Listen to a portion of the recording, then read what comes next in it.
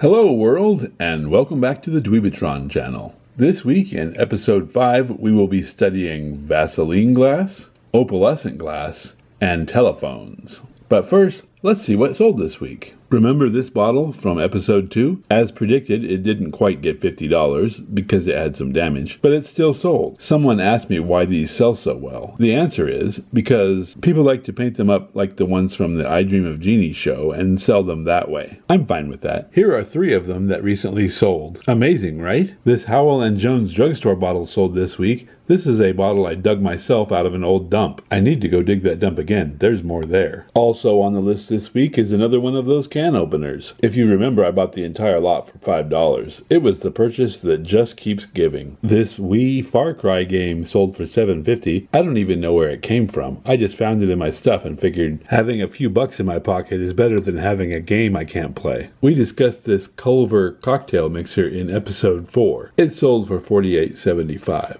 About what I expected. I sold this lot of puzzles for $14.75. I've always been a puzzle geek, but I don't need them around my house forever. Might as well pick up a few more dollars. I just love these. Isn't that Chex one cool? This salad plate sold for $18.75. This is a pattern by Noritake China called Running Free. I'll probably do a whole episode on Noritake in the future, but for right now, just know that dishware has been very good to me over the years. And if you like this pattern, there are still 6 more available in my store. And that brings us to my favorite sale of the week, the Handy Night Lamp. This was basically a Victorian-era nightlight that ran on kerosene. With a cost of only $2.99, selling it for $60 is a handy profit margin. Our first topic for today is Vaseline glass. In a nutshell, Vaseline glass is a collector term for yellow-colored glass that contains uranium dioxide in order to give it its yellow color. This is a topic that can be kind of confusing. For one thing, this is mainly an American term. In Australia, the term Vaseline glass refers to opalescent glass, which in the Americas is something entirely different. We'll talk about that in just a bit. The uranium oxide used to give the glass its yellow color has a really cool side effect. It causes the glass to glow green under an ultraviolet light. This glowing property is one of the main reasons people like to collect it, which causes more confusion because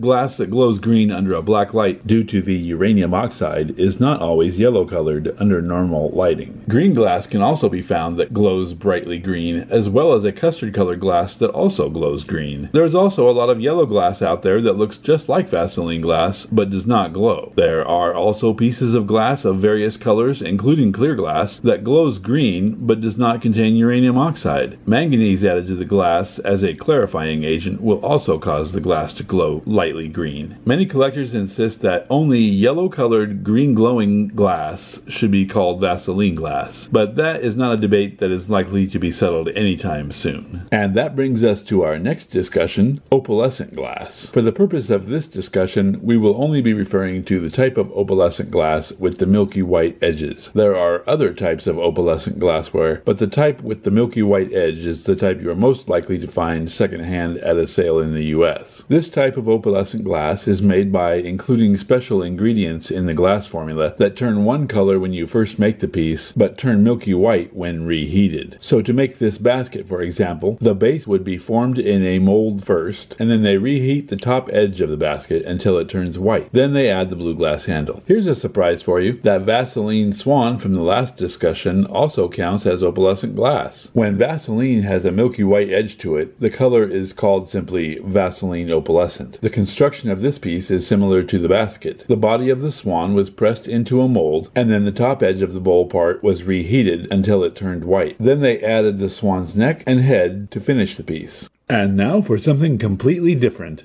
Telephones. I doubt that I have too much to teach you about telephones. You probably already know that they have changed tremendously over the years. They are always a good bet for resale if you can get them inexpensively, which you often can. These are some antique phones that recently sold on eBay. The very first phones required waiting for an operator to pick up, who would then connect you at the switchboard to the party you were trying to reach. Phones with rotary-style dialing did not come into use across the nation until about 1919. The rotary-style phone remained in use until touch-tone phones started replacing them in the 1970s. But even modern phones are becoming collectible. I recently sold this first-generation iPhone box for $128.75. There was no phone involved, just the box. So watch for phones and phone-related stuff. Red phones seem to do especially well. So do designs that are different from more modern phones. For example, this American Electric Model 50 telephone that I recently found. I put it up for auction this week if that interests you. That wraps it up for this episode. If you enjoyed this discussion, then you might consider subscribing so that you are alerted when more of my videos come out. Much thanks to those of you who have already subscribed. Until next time, take good care of each other, and I'll see you then.